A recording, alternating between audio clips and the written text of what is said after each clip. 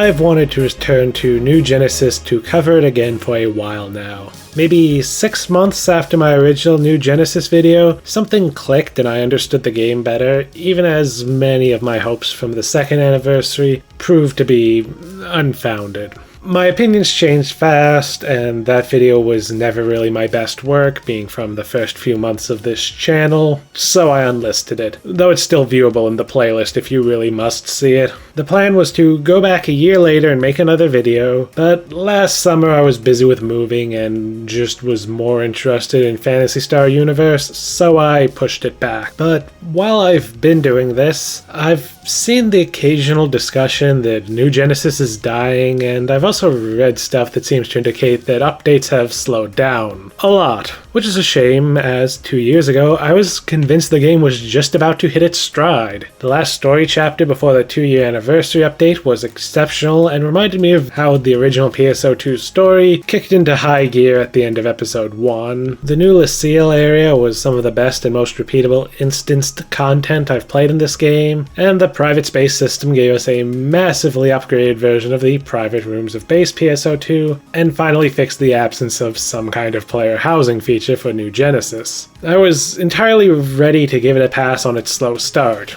It did release in 2021 after all, which was a rough year for games and likely meant that its early update cycle, as well as definitely its development, had pandemic-related problems. So in my mind, it was entirely okay for its rough first year period to last 2 years, since it seemed like it was about to rally and get better. But at the same time, the anniversary update came with minimal story, and over the next 6 months while I stuck around, we only got a trickle of a plot line that felt like a B-plot without an A-plot. Plus, in many ways, the game still mechanically stood in the shadow of the base version of PSO2. But there was only one way to really know how the game was doing. So on a lazy day off in May, after finally finishing Xenoblade Chronicles X Definitive Edition, I got the massive download going and prepared myself to find out. Would this be a positive video about how I finally understood the game? A negative video on how the game has started to die off? Or, knowing me, just a melancholy video where I fail to be hyperbolic enough to really commit to a narrative?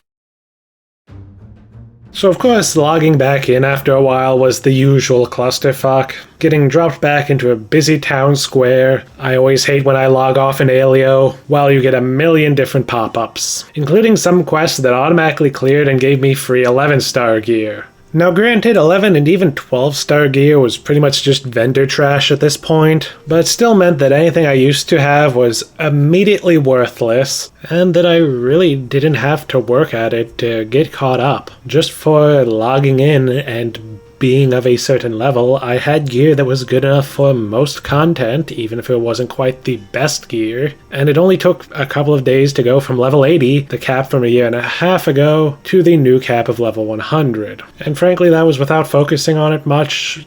I could have probably done it in a couple of hours if I had hit the ground running and laser focused on getting to the new cap. Certainly many would view this ease of catching up as a good thing, but personally I don't really like it. I tend to like the journey of progression in these kinds of games. So when the game seems desperate to push me to the end game no matter how far I am from it, it just makes the game feel empty. I suppose though the problem here is there really is not much content to level through. Really just the latest slate of endgame limited quests, daily rotations, and urgent quests.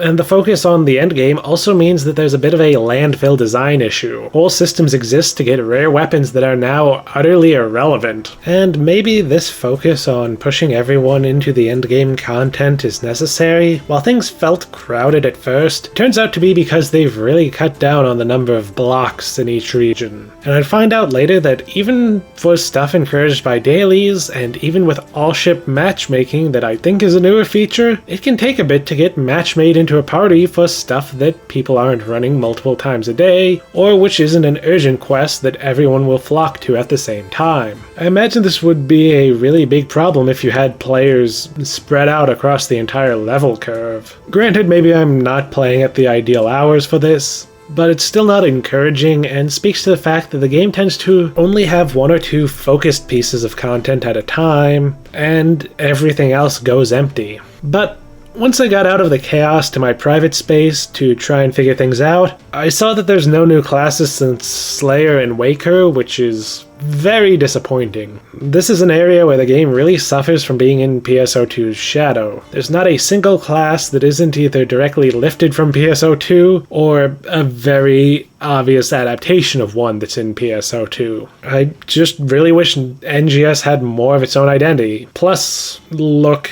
I prefer the gameplay of Base, so even when the new Genesis classes can be fun, they're overshadowed for me by the versions in Base, so it would be nice to have a new class that can't be overshadowed in that way. So then over the next few days, I'd get to check out the new content while leveling up. As I mentioned before, things are mostly still focused on running the latest limited quests and, when they come up, urgent quests. It's mostly about getting event rewards, mission pass rewards, and the occasional free scratch tickets, mostly all for cosmetics. Sure, there will be opportunities to get top tier gear from some of this content, but I can never get invested into that. Look, surely some people do care about it, but knowing it'll be a lot of work for a marginal upgrade and then within the next 6 months I'll be able to get something comparable for free, yeah, it just strikes me as a pointless treadmill. In fact, I did put in the effort to get a slightly better weapon, and guess what? Within the 3-month span that I played, suddenly there was a better weapon given out for free. Unless you care about being the best, which I'm under no illusions I ever will be, there just isn't a reason to pursue this stuff. And the limited quests are hit or miss. I tend to enjoy most of the ones that are a fairly straightforward boss rush ending in an interesting fight. I dislike the score attack ones because I find the competition aspect to be dull. They're not well designed, so I don't really feel like I'm even testing my skill against the others running it, so I can't imagine I'd care much even if I was the competitive sort. At least in these ones, your score's impact on your final reward are largely irrelevant. Then there's repeatable stuff you do for dailies too, but, well, look, the old Lucille investigation was really cool. Frantically exploring the map, sector by sector, to collect power-ups for a difficult boss fight. And not all of the challenges were combat. Some were puzzles, which were nice and refreshing, and the fact that it changed each day kept it fresh. Plus, the boss at the end was quite challenging, but it didn't feel too harsh, because even only depleting part of its health could give you a win, albeit with fewer rewards. Frankly, I think more online co-op games should do something like this, in order to prevent complete victory from being assumed, which I think has a lot of bad knock-on effects, but that's a topic for another video. The Lucille exploration was varied, interesting, and unique, and was something I took as a sign the game was going to be improving. Sadly, at least during the time I played, it wasn't available anymore, and the new repeatable quests are just not as good in my opinion. First, there's the Mysterious City investigation, which is really more of an iteration on combat sectors, and I guess I at least like it more than those. I always thought they were some of the weakest parts of this game. But this is still not amazing. Just a large open area where you're given 15 minutes to go around completing trials and earning points to open chests. And then there's the new Lucille combat sector exploration, which is a shadow of the old Lucille. Now it's a sort of roguelite wannabe mode. It's a linear series of rooms, and you get to pick a power-up after each room. There's not a lot of depth to the upgrades, it's much easier, and perhaps worst of all, despite seeming like it could be randomly generated, with the way the rooms are just square areas in the Lucille style, there's only 3 layouts that are cycled through, and each layout will always have the same enemy spawns, so it's all very repetitive, especially since there's no real opportunity for like a build or anything interesting, so even the roguelike elements come out to, frankly, little more than how OP will I be this run. Taking a break from the negativity for a bit, my favorite new thing is probably the Mars system. Essentially the dark blasts of base PSO2, but with the style of the SUV weapons of PSU. And frankly, I think I might prefer playing Mars to playing my normal class. Its usage is limited by a timer, but whenever I use it, I have a blast. Fighting with your Mars unit is a great mix of twitch action and mechanical depth, better on both counts than most of the normal gameplay. You get to choose one of 3 central units and 2 of 4 weapons, and each weapon only has a normal attack, a photon art, and a weapon action, but once you unlock all the skills for the weapon, there's a surprising amount of depth and alternate inputs that give the Mars weapons a feeling of doing a whole lot with relatively little. The Mars system even has a sense of weight to it that I feel the regular New Genesis gameplay lacks. I desperately want more Mars weapons and would love more chances to use the system. The battle with Dark Falls Vial is one of my favorites, partly just for getting a whole phase to just go wild and use Mars with no time limit. Hell, I honestly think that if they wanted to make PSO2 New Genesis version 2 a Realm Reborn or whatever, take some cues from Mars gameplay for regular gameplay. Bring back PSU dual wielding and give players weapons with just a few very impactful options and reasons to switch weapons. Then there's some small things I want to touch on. Like how now at high levels, at least you no longer have to waste storage space hoarding Gold 2 weapons and armor for upgrading. Now you mostly get augment capsules that do the same things as these old gold items, but they stack. I'm extremely glad for this, especially as the game went on and upgrades got more demanding. You need to collect a lot of these items to upgrade your gear. Considering that expanded storage is a premium service, this reeked of the classic free-to-play game tactic of creating a problem just to sell the solution. Then back sometime in 2023 when I was playing, they decided to fix another problem by making it so that you no longer had to choose rewards on the mission pass. Unfortunately, they did this by just not giving you the choices instead of giving you all the stuff. So you just get less on each mission pass, and there's greater chance that little or nothing on it will appeal to you. This happens especially frequently for me because I'm sort of committed to the idea that I am playing a single character with certain consistent traits and vibes and not a malleable avatar with any appearance I feel like, so I'm kind of picky with what I go for. And, I guess there's Line Strike, the card game they added. Some people clearly like it. I heard some people talking about participating in a community tournament, but I found it just a little too simple and the matches a little too short for my tastes. My preferences for what a trading card game should be lean towards something slower with a lot of back and forth and counterplay. Line Strike is just a little too quick, decisive, and lacking in interaction between the two players. The game is all around building a board to take 2 of the 3 lanes.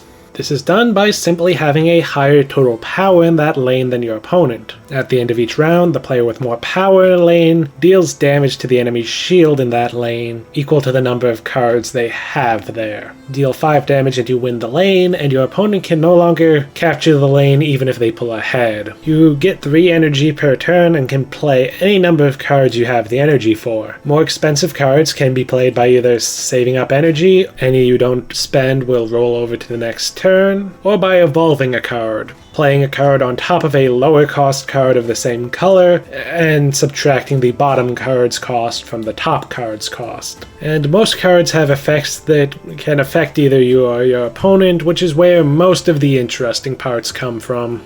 The problem is, it's just not very interactive outside of card effects, and goes too quickly for what interaction there is to develop into any kind of interesting back and forth. What interaction there is kind of secondary. It's just an option you have in the form of disruption effects as you try and build a better board than your opponent. And if you're not running these kinds of disruption cards, the only interaction is having more power in a lane or not, and the resulting resource allocation game. Plus, there's little here that couldn't function in an actual physical card game, which I always find a little disappointing. I feel like digital card games, especially when they're little more than bonus features such as here, should do things that you couldn't do with a physical card game. It's also held back by how grindy it is to get new cards, averaging less than 1 card per battle. But maybe my biggest issue with it is PSO already had a card game. Phantasy Star Online Episode 3, Card Revolution, was a digital card game spin-off, given that this was the early 2000s and trading card games were huge at the time. It did a lot more of what I wish Line Strike did. It had mechanics that could only be done in a video game. It had more to try and make it feel like Phantasy Star Online is a card game instead of just being a generic card game with Phantasy Star pictures on the cards. And from what I remember, the battles were more drawn out like I tend to prefer. Plus it had a bit more presentation to it with actual 3D models fighting it out and all that, whereas Line Strike looks like you're playing a card game with some flashy effects. This approach is fine for like Master Duel or something where it's attempting to replicate an existing card game, but it's a bit dull for something like this that could do more. Maybe I'm being too harsh on a side mode. It would probably have been too much, especially with how strapped for resources the studio seems to be, to expect them to fully recreate the systems from episode 3. This is more in line with what you'd expect from a card game as a mini-game in a Japanese RPG of 20 or 30 years ago. Maybe I'm just putting too much weight on it because there's so little that's been added. Line Strike is fine and could have been a neat diversion, but it just never clicked for me. Not when the game already takes up so much time with dailies. Though that said, there is one thing I love about Line Strike: the art. Every card has a brand new illustration, generally either based on a named character or a weapon given a sort of personification with a wielder. But what makes it so great is that it doesn't limit itself to New Genesis characters or even PSO2 characters. It pulls from the entire franchise. PSO, PSU, even Zero, the portable duology, and the classic 8 and 16-bit RPGs. And in some cases, like Phantasy Star Zero, this may represent the best start we have of these characters. I guarantee that if this were a physical card game, you'd have a contingent of hardcore Phantasy Star fans buying these cards, even if they don't care about PSO2 or NGS, just to have cards of some of their favorites from the classics. As for the story, well, Chapter 6 was pretty mediocre. It was just a character story each for Manon and Aina. There's not like a primary plot that these go alongside, it's just them kinda dealing with how they feel right now. And these two storylines were drip-fed, I would assume, over the course of a year. These would have worked fine if they were the character-focused side plot to go with whatever big thing was happening.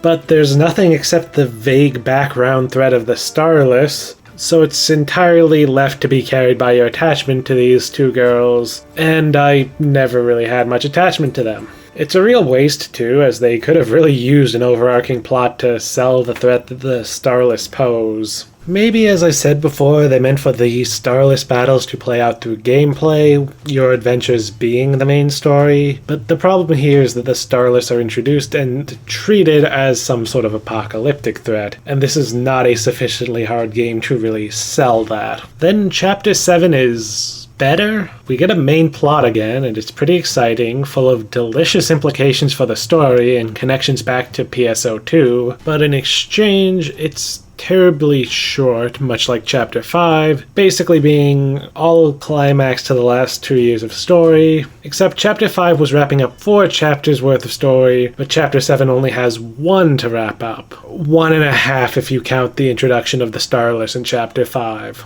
And this is another issue with giving them the benefit of the doubt that the fight with the Starless in gameplay was supposed to fill in for the main story. The story beforehand was a linear, guided experience, and the gameplay is mostly running limited quests over and over, so it just really doesn't land. Also, the conclusion to Chapter 7 is done in an urgent quest, and I don't like this, mostly because it means that you have to just wait around for the conclusion, breaking the flow, and in fact, in August, the region that did host this urgent quest instead had the urgent quest entirely set to the new Malignant version of the Dark Falls Vial fight, which is still an amazing fight, and I mean you're still technically fighting the same boss, both versions of which are 2 of my favorite fights in this whole game. The basic one for the Unlimited Mars in Phase 2, and the Malignant version for pushing the adrenaline to the max and really testing my Slayer skills.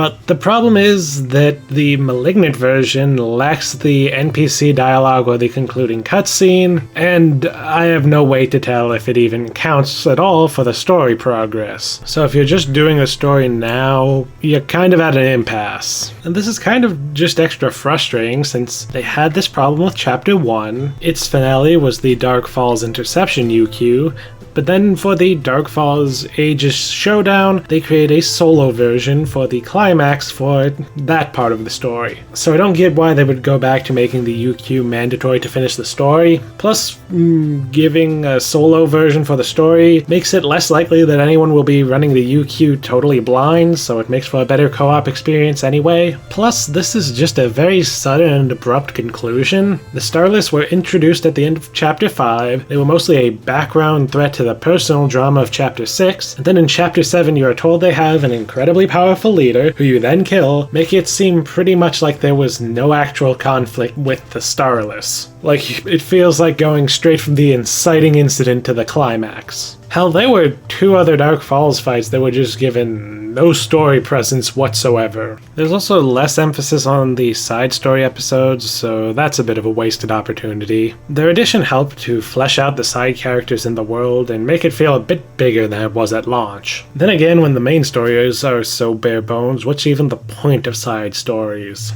And that's basically everything that was there when I came back to the game. But of course, I played this for several months to make this video, so what was added over that period, especially since that period does include the anniversaries for both New Genesis and Base? Well, it's not as much as you would hope. The big new thing over this summer was the Altar Realm. When I first saw the trailer, I thought that we were finally, after over 2 years, getting a new open world area. All that entailed. But no, that part of New Genesis is just completely dead, I guess. Instead, this is another take on a similar version of the Nameless City exploration, which is to say another take on combat sectors. So it's kind of a mixed bag. It's a little more dynamic. You have a certain amount of time to kill enemies to spawn trials to weaken a boss that appears at the end of the time limit, and more like combat sectors and unlike Nameless City, you're not kicked out and can stay and fight as many loops as you like.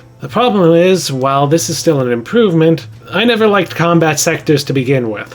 At least for now, this is a bit more challenging and thus engaging, but the map is small and flat. I'd hope that this would at least include some sense that you're hunting down opportunities to weaken the boss, but no, it's just following the trial markers in this wide open space that is less interesting than most combat sectors. So it's still inferior to the old Lucille exploration. The gameplay is less varied and more repetitive, and weakening the boss isn't as exciting as the power-ups you would get in old Lucille. Plus with Lucille, failing to defeat the boss was actually a possibility. Here there's no actual time limit to the boss fight, which also reduces the value of weakening it, since that just saves a bit of time. Oh, and of course there are no new bosses here, just reskins with maybe a few new moves, and a massive stat buff. Expect to get one-shot a lot, but at the same time for it to not matter how many times you go down because there's like 20 people with their own supply of revival items. It starts to feel like human wave tactics, which isn't exactly the heroic fantasy that I think they're going for. That said, since I am running this on an older PC, I do appreciate the revivals. The game can really chug with so many players in the field at once, and so I often tend to go down from slowdown making the game harder. And there's also just no story to go with this at release. At least with Lucille exploration, when they started doing this bare minimum approach, that was exploring an area that had already been introduced in the last major story chapter. Here, there was a limited quest that teased this being part of some greater threat, but that's it. So devoid of the limited quest, it's kind of just an out-of-nowhere new area to unceremoniously introduce a new threat to replace the old threat that we solved equally unceremoniously. Then the forecast for the rest of the year is not encouraging either. The promised story content is just new mini-episodes. so it's going to continue as just a background thing, I guess. The one in August was, optimistically, maybe 10 minutes of story. Some small character moments that would be nice as part of a larger story, but really fail as a drip feed all on their own. They're also promising expansions for Waker and Slayer, but who knows if this will be anything big or like just 1 or 2 extra skills. There's something about new action system EX style on the schedule. One of the devs said it's supposed to be like a 3rd class and seems to include new weapons and attacks, which, okay, is closer to what I've been wanting, but also having it be yet another system feels weird, especially since it feels entirely redundant with the Mars system, and I'd rather they just improve Mars. But look, maybe EX actions will be good, but even then it feels like a bit too little too late. Then there's one last new system, Skill Rings, a revival of a system from PSO2 Base, one which was added to play off of the addition of that game's gathering system. It feels like this is something that should have been in NGS at the start when the open world and the gathering actually mattered. Plus, it just represents yet another way in which NGS is playing catch-up with PSO2 Base, even after 4 years. While the list of upcoming editions isn't terrible, it's not great either.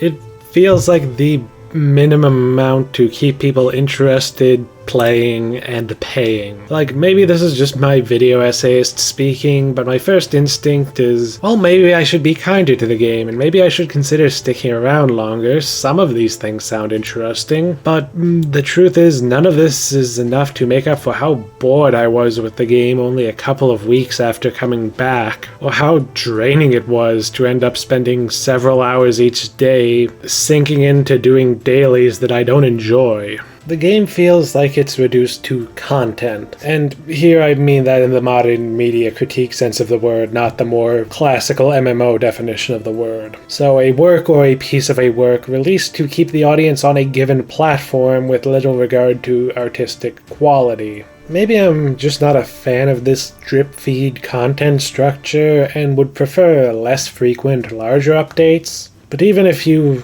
collapsed a whole year's worth of updates into one, this wouldn't be much. The game feels like it's one step above maintenance mode, that state where they're mostly keeping the lights on. The same time we got 5 chapters, 4 of which came with new zones to explore, though to be fair, one of which was just the initial launch, we've gotten 2 chapters, both of which are pretty bare bones. So it's not just that the updates are smaller, there's just less being added in total. The new things we have gotten, like Mars and Line Strike, feel more like novelties and distractions. I feel like the game desperately needs a proper expansion. Private spaces are still cool though, as a very impressive iteration on the concept of player housing, but while they have gotten plenty of new stuff, their initial introduction was 2 years ago, back when things looked so much better for the game. Since then, it's been more about amusing existing players and keeping them paying than trying to improve and attract more players. Ironically, I could see myself coming back every month or 2 for a bit, if not for the way the game wants so much of my time with daily quests and mission passes. Look, it's just how my brain works. I'm a bit all or nothing when it comes to committing to a game.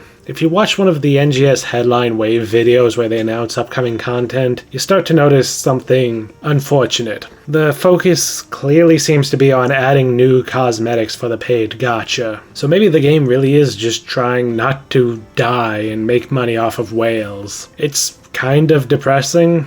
I wanted this to be a more optimistic video, but maybe we won't be getting that. Originally, the theme of this video was supposed to be understanding. Then I finally got that, oh, this game isn't trying to be the thing I was judging it as.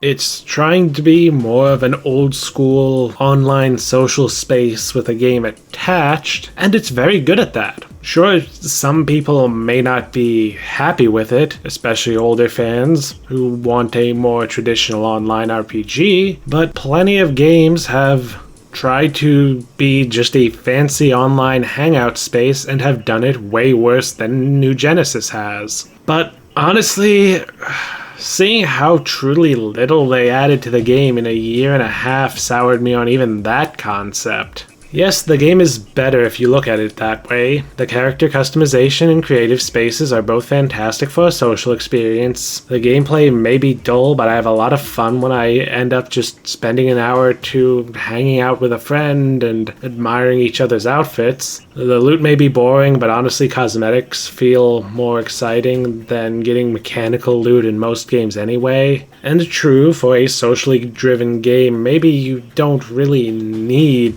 the continuous content updates, but the game still feels like it went on life support only 2 years after release. And that is a problem for a game that feels like it was designed in a way that does require continuous updates. Honestly, it has me thinking that maybe it would have been better if they just designed it as a single complete release that still can be played for hundreds of hours like the original Phantasy Star Online, and then just limited the updates to events and more cosmetics. But regardless, I am going to try and focus my critiques on PSO2 New Genesis as a social experience and as the game it looks like it wants to be.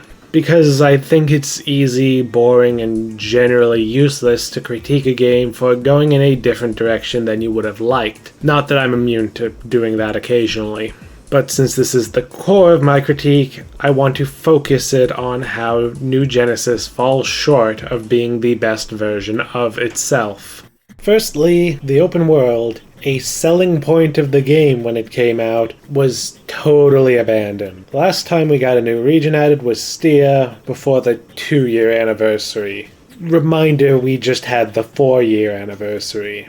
I don't want to come off as saying, like, lazy devs need to work harder, because that's stupid and just shows a staggering lack of knowledge of anything. I'm more inclined to place the blame higher up the ladder, at the money and business side of things. So in my mind, it's usually less the devs aren't working hard enough, and more the people holding the money did not give them enough time or hire enough developers. But back on track, this game really needed more open world areas to keep it fresh. Maybe not to a year, but without any of them, the game feels lacking. For one, not having new areas means not having new skill points. Tying these skill points to trainier sections was honestly a huge mistake, at least if they weren't going to keep adding new areas once a year. Breath of the Wild, the game they're obviously borrowing from, was a complete game with an unchanging endpoint. New Genesis is not, and requires progression systems that can be extended essentially forever. Without a new influx of skill points, new skills are limited to modest additions every so often. Granted, the RPG systems here were already a bit vestigial. The skill tree feels like it's there because PSO2 had a skill tree, and generally felt more like an action game skill tree with a few skill point sinks thrown in. But the fact we aren't getting significant updates to these systems just further dooms it to irrelevance. And not having skill points from level up largely takes away any interest that raising the level cap could bring. Honestly, I don't even know why they bother raising the level cap when it takes only an hour or two to reach the new level cap and you gain nothing but marginally higher stats. But also, even without the updates, the way they implemented the open world was never good for a social game either. You move through it far too quickly, and there's really no places for players to congregate outside of the cities. Combat sectors in particular are all go and no downtime to socialize. It ends up just being all fast-paced, silent combat, whether you're playing with friends or randoms. Then for socializing, you're herded into the cities, which also feels small and devoid of any of the cool hangout nooks that PSO2 lobby had. Even when there are cool areas, like the hot springs north of the Kvaris base camp, things are so concentrated that players don't actually use this space. Honestly, the game needed some cool, sprawling cities with services more distributed throughout in order to get people to spread out. And of course, this all isn't helped by the fact that the change to open world means that the cities can't actually show anything that you can't get to, which forces them to be tiny video game cities instead of small sections of a larger city that you see in the background, like in every other game in this franchise.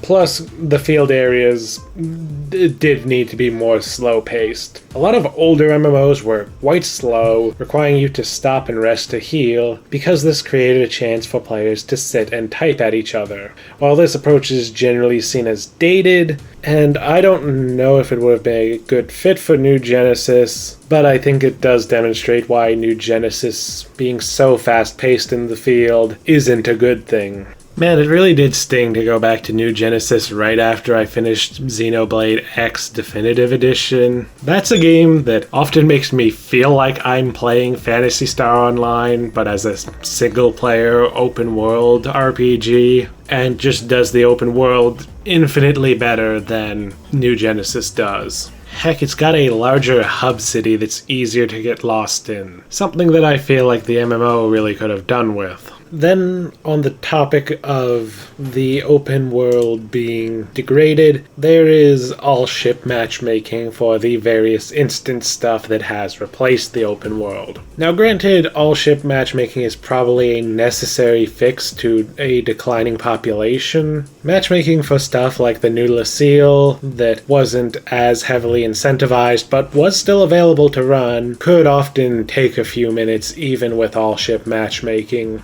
But the big issue here is that while you're in all-ship matchmaking, your communication options are restricted. This is a critical issue for a social game. If I log on and see an alliance buddy I want to chat with, I have to choose between that and actually playing most of the game.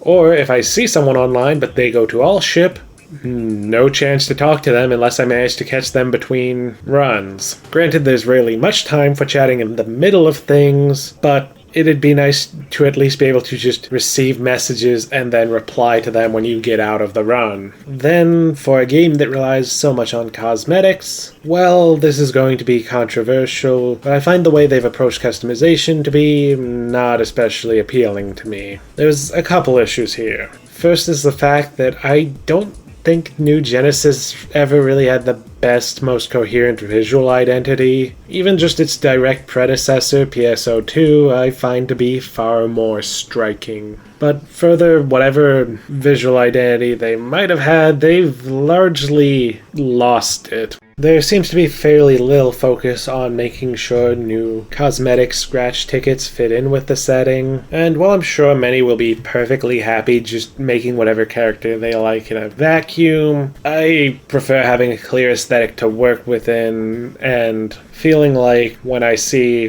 a lineup of myself and other characters, like we're all from the same world. Honestly, Phantasy Star Universe did this so much better. Not only do they have a variety of cultures with their own unique clothing styles to help justify the variety of outfits in the game, but the use of line shields as a concept gave us a single design element shared by every outfit in the game that helped make it all feel cohesive. And then the second issue is, God, there's a lot of crossovers. I feel like this is a broader issue as well as a character customization issue, but as of writing this, there have been 6 crossovers this year, with 2 more listed in the roadmap.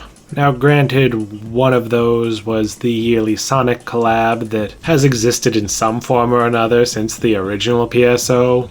And one of the future ones is a Sega game collab scheduled for December that I would be shocked if it wasn't something related to the franchise for the 25th anniversary of PSO. So maybe you don't want to count those. I know I personally wouldn't count a crossover with older Phantasy Star games against it. But even if you discount those two, that's one every 2 months. That is a lot, and I am not a fan of it. Maybe this is just me being a grumpy old man, but I think overdoing crossovers gets old very quickly. It feels like a desperate ploy for attention, and it's a finishing blow to any chance of a cohesive visual identity. Lastly, the biggest problem, the game being built on PSO2. This is not that it is a bad foundation, though I'm sure it does come with some technical limitations, trying to build an open world game on top of a game that was, at the time of New Genesis's launch, 9 years old. But the real issue here is that the game seems to use its association with PSO2 as a crutch rather than as a springboard. The class selection, for instance, is just PSO2's but with less. The only half original classes are Waker, a reimagining of Summoner, and Slayer, a non-Scion class version of Luster that is also filling in for the ability to just use gun slashes on any class like you could in base. No new weapon types or truly original classes in 4 years. Hell, no new classes period in 2 years. No new photon arts for existing classes since a fairly early update. And nothing like the Scion classes did, where you give new classes that reuse weapons but with different movesets and mechanics. Plus there's the combat system of New Genesis, which is directly hurt by being similar enough to PSO2's for me to directly compare the two, but it just doesn't capture any of the weighty methodical combat of pre-Scion class PSO2 or the adrenaline of post-Scion class PSO2. One of the great joys of playing PSO, PSU, and PSO2 all within a year of one another was that each of them was radically different. I may not love all of them equally, but they give me different experiences to enjoy, so the degree to which one of them can overshadow the others is limited. But New Genesis can't escape direct comparisons to PSO2 Base. Frankly, I think it loses most of those comparisons. And 4 years in, it's well past any grace period I might have given it 1 or 2 years in. And speaking of which, I've got a little bonus feature for you. Or maybe it's a little bonus feature for me. Yes, I went back to PSO2 Base as well. Might as well, right? Specifically, I made a new character to replay episodes 1, 2, and 3. I actually did sort of consider playing through New Genesis 2, see how the first 2 years of content holds up to a new player today, but I decided against it. For one, because so much stuff is synchronized by account and not character, I wouldn't really get the full experience of having to seek out and complete Trainia areas, since I'd just have all the skill points from the start. And also, considering the free stuff my main character got, and the fact that I know in and around the time of the version 2 update they tried to streamline progression through the story, I'd just expect the game to do its best to boost me through the story content and really take most of the fun out of progressing. So I just did the intro section, which honestly made me sad. I feel like the intro belongs in a much better open world game. It promises a full open world experience, an organic open world with a variety of towns and locations, really much more like a proper MMORPG. Something much more grand and immersive than anything we actually got. Maybe if I did replay New Genesis, maybe I would enjoy some parts of the story, but I only remember a few parts of the story, mostly chapters 4 and 5, maybe chapter 1 being all that great. I recall finding chapter 2 underwhelming and chapter 3 outright bad. But anyway, I want to make this a kind of positive section and talk about some areas where I think PSO2 outdoes New Genesis. Gameplay, story, and the little touches. Firstly, the gameplay, even pre-Scion classes, is in my opinion way better. Mostly by being a little slower, having a lot more weight to it, and generally feeling closer to the methodical approach of older games and most dedicated action games. One of my biggest issues with New Genesis, inherited from the Scion classes of Base, is the way you just mindlessly chew through weaker enemies like it's a Warriors game. Except even a Warriors game does it better, with enemies being thrown around compared to the very static enemies that don't really react to your attacks and are just here to die to massive AoEs. But in base PSO2, you do have to engage with regular enemies, and they're more interesting and interactive. You can stagger them, they can stagger you, and you can air juggle enemies if your weapon has the right moves. It really feels like New Genesis took all the wrong lessons from Scion classes. New Genesis classes have all the flash and power fantasy of Scion classes that can sometimes turn them into mindless action, but they lack the speed, intensity, and mechanical complexity that made Scion classes fun to play. Like, imagine playing Devil May Cry at half speed. That's kind of what New Genesis classes feel like when put next to Scion classes. Slayer makes me feel like a reasonable action RPG badass. Luster makes me feel like some sort of Angel of Death moving at light speed. It's faster and more intense, flashier and more stylish, and also more complex and interesting to play, with so many mechanics that aren't on Slayer. But honestly, I think I even prefer pre-Scion gameplay in base to the full Scion class experience. I mean, I enjoy both, but for an action RPG, I feel that a slower, more methodical combat system allows the RPG systems to shine more. Plus, when games like these go for a faster pace, they typically lose something. To bring up Devil May Cry again, because it is the best action game series, it can be quite fast-paced, but even at its peak, it remains methodical. You have to think a step or two ahead in your combos, and be conscious of any enemies you don't currently have stun-locked. PSO2 Base gets this, at least pre-Scion. New Genesis does not. Though I also realize this is all true mostly with the 3-button control scheme. I realized that one of the reasons I might have bounced off PSO2 Base in the past was that I really don't particularly like the 2-button control scheme it launched with. To keep this explanation short, because this video is already long enough, the 3-button control scheme is what we have currently as the default, and in New Genesis, where you have a 6-slot palette and a dedicated weapon action button.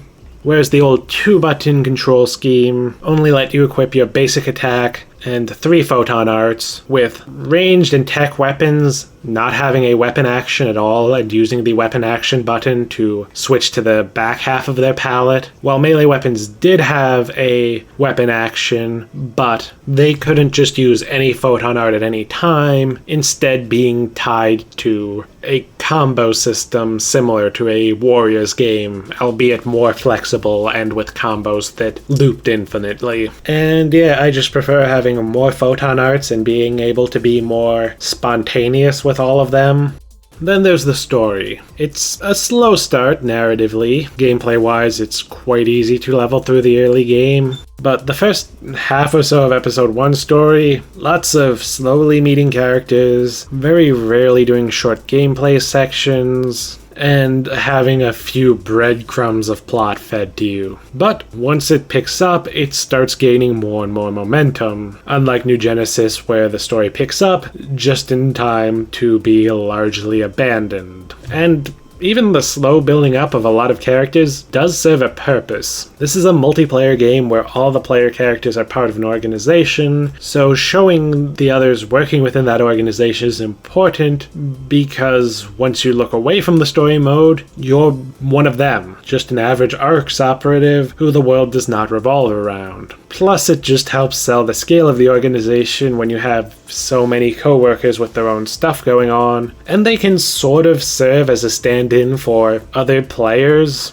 Compared to New Genesis, where the story doesn't really have time for anyone who isn't sufficiently important, and where, without taking the time to flesh out the organization, the existence of other players kind of feels like they don't really belong. Honestly, maybe I just need to do a whole video on storytelling in multiplayer video games sometime. But on top of that, PSO2's story just feels a bit less neat and easy. Or to put it another way, it feels like Base's story is paced like a movie or a heavily serialized TV series, with a mix of immediate and overarching problems woven together into a longer story. one where things aren't always wrapped up as cleanly or conveniently. While in New Genesis, it feels like each chapter of the story is paced more like a highly episodic TV series. There is an overarching story, either preparing for the fight with Darkfall's Aegis or the war with the Starless, but that's mostly a background for some fairly straightforward storytelling. A character has a problem, or is introduced with a problem, and by the end of the chapter they'll have overcome that problem.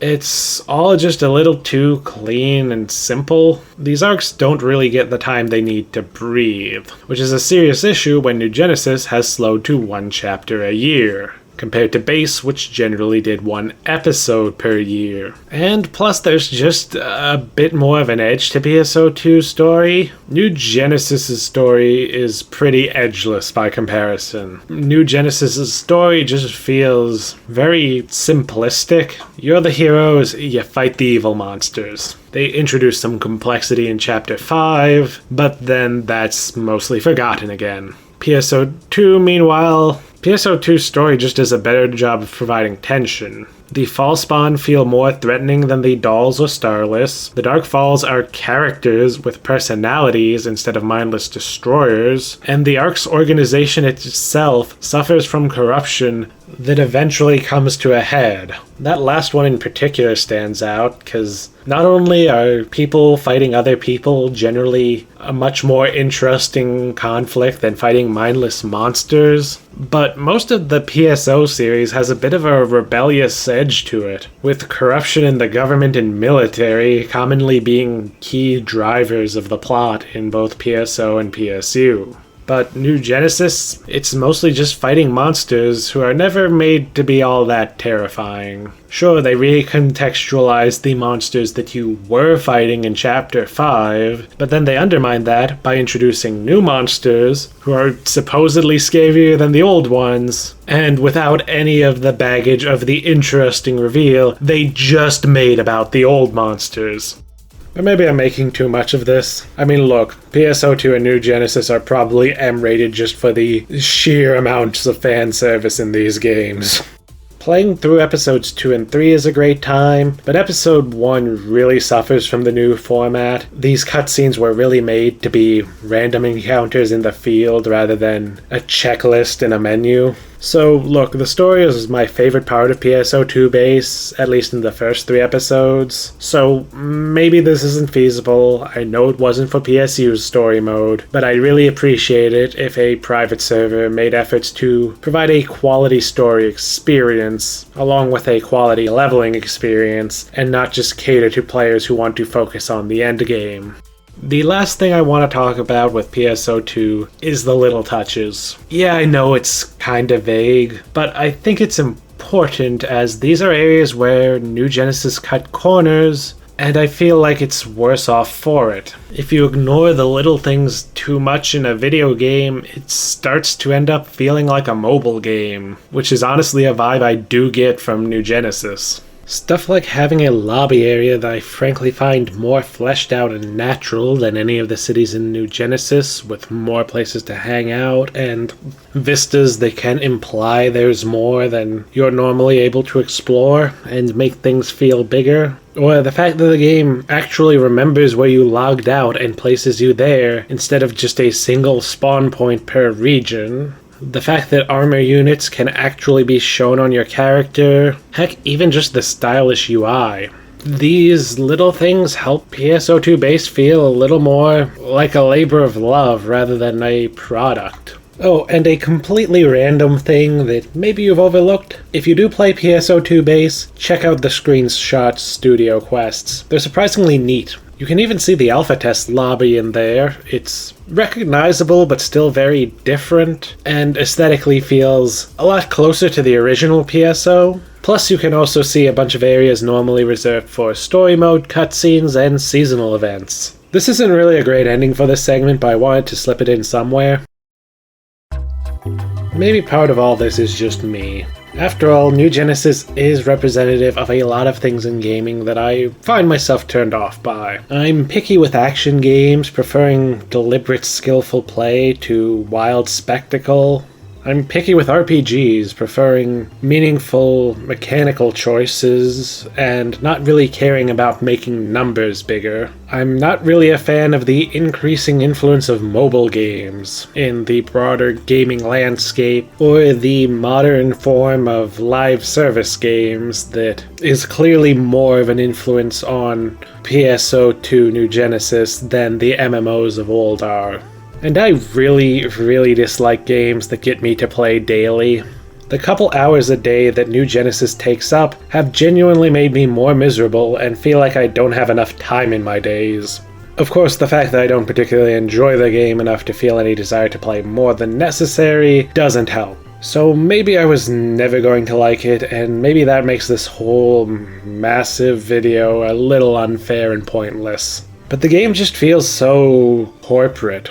Like it's a game that exists to check the live service box for a company's portfolio. For a game that started by wanting to dive into the open world genre, the game has ultimately proven to be rather short on ambition or vision. Though given how the game has chased trends going all in on live service content model over a more traditional MMO update cycle, who's to say the open world wasn't just some corporate mandate as well, because, hey, Breath of the Wild was really popular. On top of the seeming lack of ambition, given how much updates have slowed down, I feel like they probably don't receive the resources they'd need either. So I am sympathetic to the developers. But in the end, playing New Genesis in 2025 just left me feeling empty.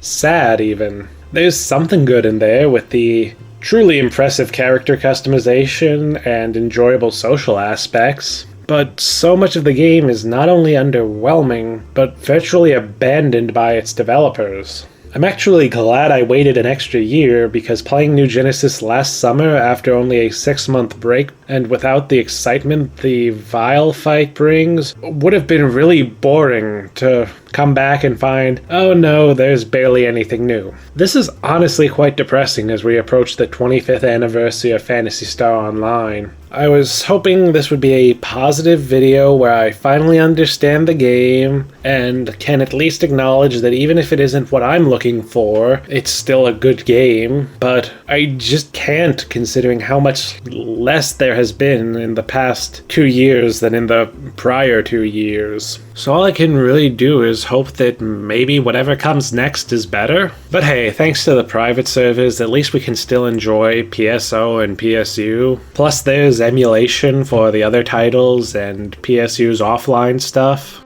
So, I don't know. I don't feel the need to complain anymore about this game. I played it once more for a video because I felt I needed to. But now I can go and play games I like instead. So there, unless there's some huge update, I will probably never return to New Genesis. Not even for a celebration of PSO's 25th anniversary.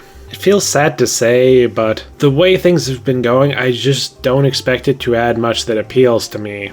Instead, I'll just hope that we do, someday, get a properly new game. Start from the ground up and completely break away from the PSO2 formula that I think badly needs refreshing. A reminder that this year is the 13th anniversary of PSO2 and the 25th anniversary of PSO. So the launch of PSO2 is now closer to the launch of PSO than it is to present day. I think it's time for something new. Because while the slow updates and some fundamental design aspects of NGS are not to my tastes, the biggest letdown to me is still that since the launch of PSO2, we have not had the same variety from this franchise that we had prior to and including the launch of PSO2. But now we're back up to date on the present of Phantasy Star Online. But there's still one more thing to cover before the 25th anniversary. And that's the 10th anniversary. Yes, next time we'll be talking about Phantasy Star Portable 2 and Phantasy Star Portable 2 Infinity. The last game released in the West before PSO2's very late launch, and the updated re-release that was the first to be Japan exclusive. really makes the perfect topic to be the last thing we cover. And yes, I know I'm skipping some side games and some Japan-only games and some mobile games, but I've already gone ham on Phantasy Star this year, so let's just say that I'm focusing on the main series games that have released in the West. Really, it's just a result of dealing with the deadline of the anniversary, though. But I think I'm still covering all the important stuff. And if you're still watching this, I'm sorry to have done 2 predominantly negative videos in a row. I don't like doing negative videos. I think the angry critic thing is kind of lame. I don't like spoiling other people's fun. And really, I just think there's more value in going, hey, here's something you should play, than whining about something that I think I shouldn't play. Normally, if I don't like a game, I just prefer to not bother. But these were each part of a series of videos, so I felt I couldn't just leave them incomplete. It's tiring to spend so much time on games I'm not fully into though, so I'm looking forward to being able to focus back on projects I'll enjoy more. And maybe in my free time, finishing up the Xenoblade series. But, well, I feel like I've been negative enough. So for my post-video engagement fishing, instead of talking about New Genesis specifically, let me know what your favorite Phantasy Star Online game is and what makes it special to you. Hell, you can say New Genesis is your favorite. I won't judge you. In fact, I'd be kind of curious to try and understand why. But for now, this is Mikhail, signing off.